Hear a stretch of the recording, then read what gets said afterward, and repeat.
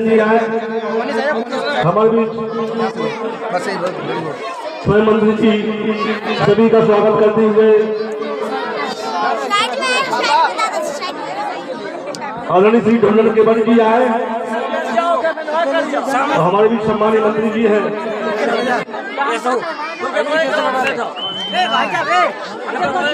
श्री रामचंद्र वर्मा जी, आप भी आ जाए मंच पर।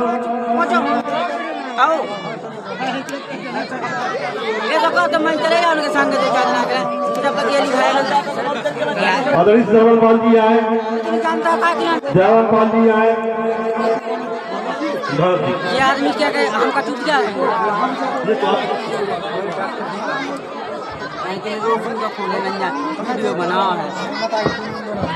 आज हमारे बीच झांसी से 2 बार के विधायक, 1 बार के सांसद और भारत सरकार में केंद्र में मंत्री हमारे प्रोनाथरे भारत सरकार के पूर्व केंद्रीय ग्रामीण विकास राज्य मंत्री श्री प्रदीप के नादिर लोगों, दोस्तों और मेरी माताओं, बहनों, नौजवान साथियों, बड़े बुजुर्गों, एक किसी से बात छुपी नहीं है कि हमारे प्रदीप जैन जन जन के नेता हैं।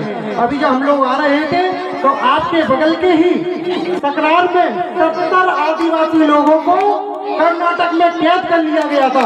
मजदूरी करने के लिए ले गए थे, वहां से आने नहीं दे रहे थे। मंत्री जी ने कर्नाटक के मुख्यमंत्री से बात करके और वहां के विधायक से बात करके, वहां के एसपी से बात करके 70 तकरार के लोगों को छुड़वाया और वहां से ट्रेन का रिजर्वेशन करवा के वो आज कल सुबह झांसी पहुंच जाओगे।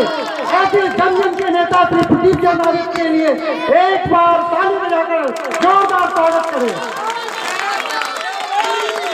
प्रदीप जैन जिंदाबाद, प्रदीप जैन, प्रदीप जैन। अब मंत्री जी को बहुत से कार्यक्रम लगे हैं और लगभग अभी झांसी में हम लोगों को 6 शादियों में जाना है। पडरा का विशेष निवेदन था कि रामलीला पहली बार हो रही है और मंत्री जी का आना जरूरी है। हम लोग बड़े प्यार मोहब्बत से बुला रहे हैं तो पडरा मंत्री जी ने पडरा वालों की बात को बड़े प्यार से दस से रखा और सीधे सबसे पहले पडरा चले आए। एक बार मंत्री जी के स्वागत में जोरदार ताली बजाकर स्वागत करें। अब बिना किसी भ्रम के हम अपने आदरणीय श्री प्रदीप जैन जी से निवेदन करते हैं।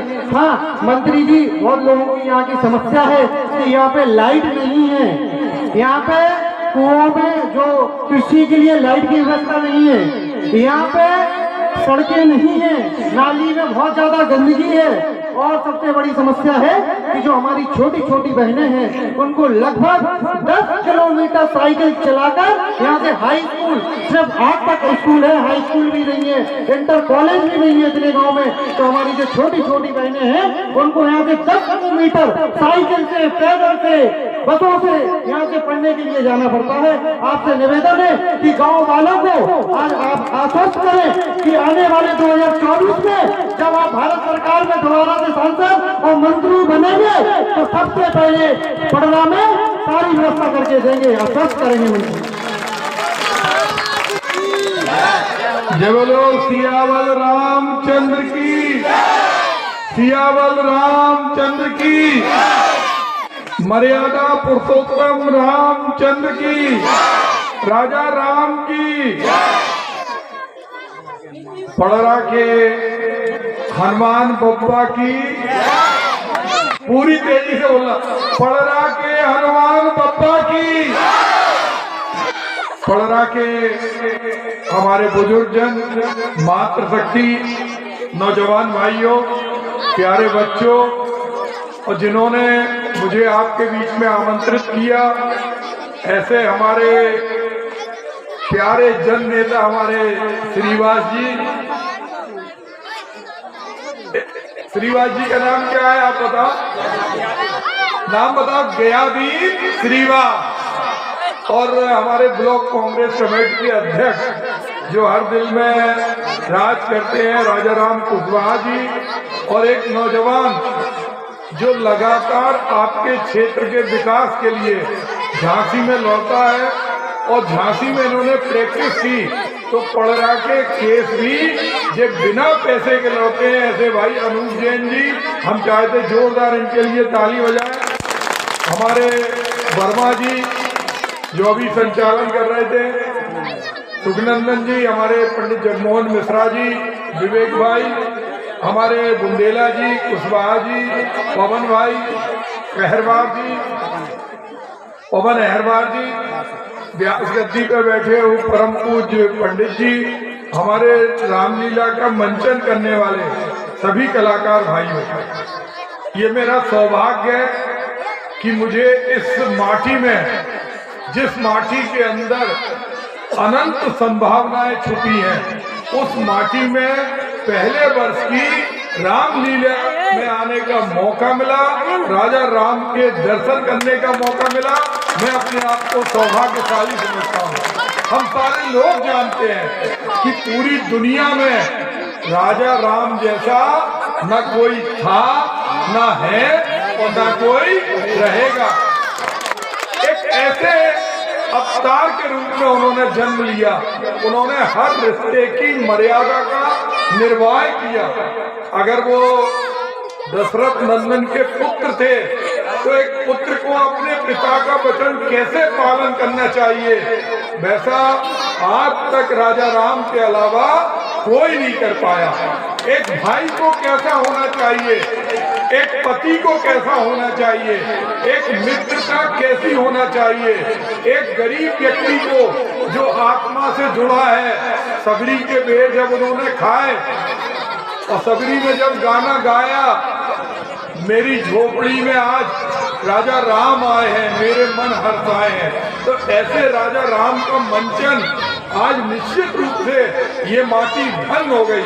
मैं इस कार्यक्रम के लिए प्रतिवर्ष अपने पास से 11,000 रुपए दूंगा, अपने पास से 11,000 रुपए दूंगा और ये कार्यक्रम हर साल हम देंगे। और इसके अलावा भी हमसे जो अगर ईश्वर की कृपा हुई, राजा राम की कृपा हुई, तो मैं और भी प्रयास करूंगा कि मैं इस कार्यक्रम को भव्य बनाने के लिए हमेशा तन मन धन से मदद करूंगा।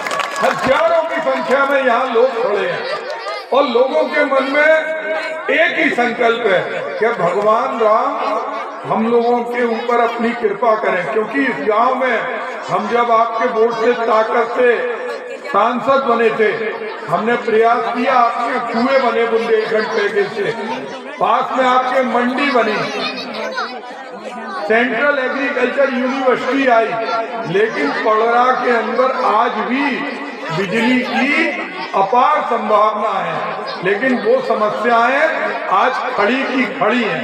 मैं आपको विश्वास दिलाता हूं, क्योंकि जो हमारी अभी वर्तमान में हैसियत है, हम सरकार में नहीं है, उत्तर प्रदेश में हमारी सरकार नहीं है, हम कोई पद पे नहीं है, लेकिन हम आज भी आपके दिल में हैं।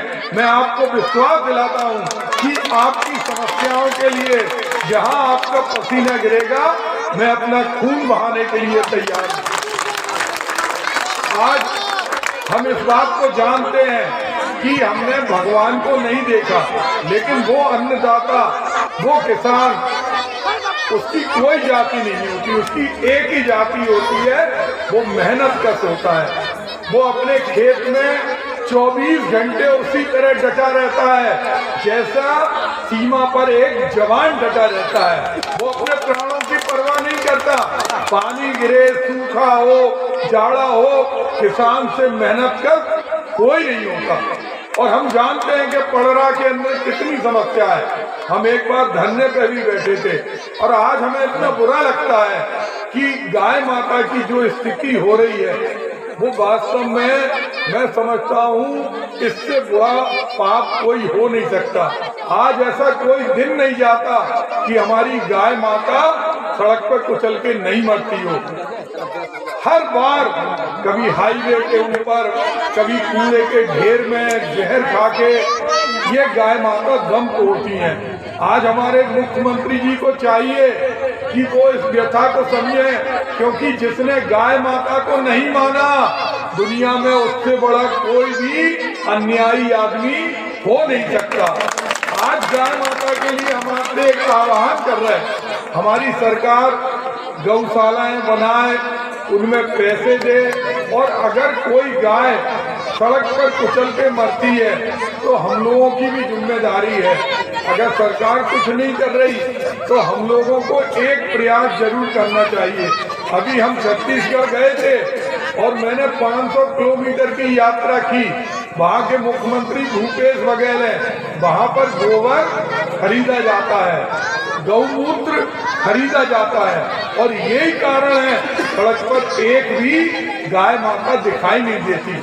हम आपसे आग्रह करेंगे कि अभी भले ही उत्तर प्रदेश के अंदर सरकार गोबर की खरीदारी नहीं कर रही, गौमूत्र नहीं खरीद रही, हम प्रयास करेंगे कि ऐसी संस्थाएं आए जो यहाँ पर गोबर खरीदे, गौमूत्र खरीदे, ताकि गाय सड़क पर मरने के लिए नहीं जाए। और मैं आपसे एक आग्रह, हमारे यहाँ की पहली प्रथा थी कि अगर हम खाना खाते थे तो एक रोटी हम गाय के लिए निकालते थे।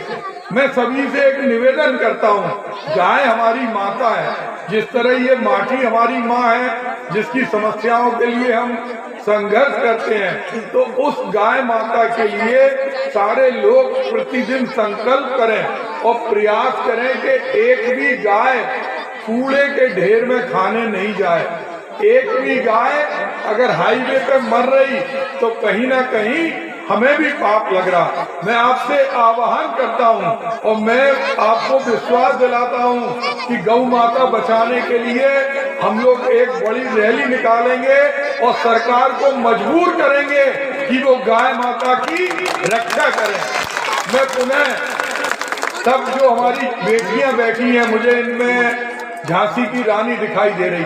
हम देखते हैं कि हमारे देश के अंदर अगर राजा राम का नाम बोला जाता है तो माँ सीता का नाम पहले लिया जाता। अगर हम भगवान कृष्ण का नाम लेते हैं तो पहले राधे माँ का नाम लेते हैं। तो जो महिला शक्ति है, हम अपने सभी गांव वालों से एक आग्रह करेंगे कि हम अपने घर की बेटियों को बेटों के बराबर पढ़ाएं। अगर हमने बेटियों को नहीं पढ़ाया और बेटों को पढ़ाया तो हम कितनी भी पूजा कर लें, उस पूजा का फल नहीं मिलेगा, क्योंकि बेटी साक्षात लक्ष्मी है, साक्षात दुर्गा है, साक्षात झांसी की रानी है। तो मैं आज के इस दिवस पर एक आह्वान करते हुए आपसे विदा लेता हूँ, क्योंकि हम श्री राजा रामचंद्र जी के दर्शन करने के बाद जाएंगे, क्योंकि झांसी में भी हमारे कार्यक्रम है। और मैं चाहता हूं कि इस रामलीला में न पैसे की कमी आए और न इसके आयोजन में किसी भी तरह का व्यवधान आए। मैं एक बात जरूर कहना चाहूंगा कि हमारे 11,000 से इस रामलीला में कुछ नहीं होना। जिस तरह राम सेतु का निर्माण हुआ था तो वानर बड़े बड़े शिलाखंड लेके जा रहे थे, एक गिलहरी अपने पूंछ में छोटा सा कंकड़ लेके जा रही थी। जितने वानरों को पुण्य नहीं मिला राम सेतु के निर्माण में, उससे ज्यादा पुण्य उस गिलहरी को मिला। तो हम वानर जैसा बड़ा शिलाखंड नहीं उठाएं, लेकिन गिलहरी जैसे जरूर बने। इस रामलीला में 5 रुपए, 10 रुपए, 100 रुपए, 200 रुपए हर घर से जरूर आना चाहिए, ताकि जो हमारी राजा राम के प्रति श्रद्धा है वो श्रद्धा अनवरत चलती रहे। बोलो सियावर रामचंद्र की।